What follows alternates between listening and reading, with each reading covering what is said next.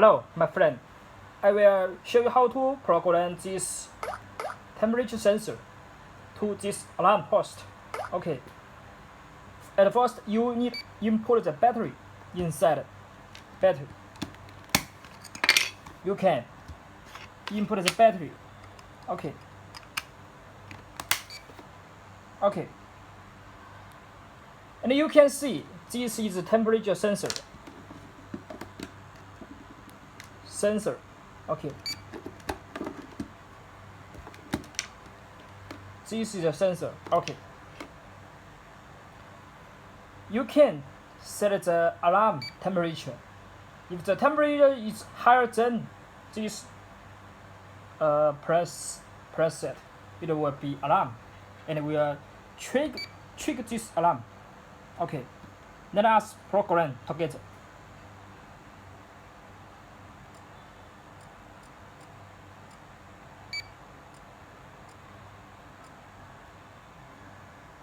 Okay, let's press this button. Okay, good.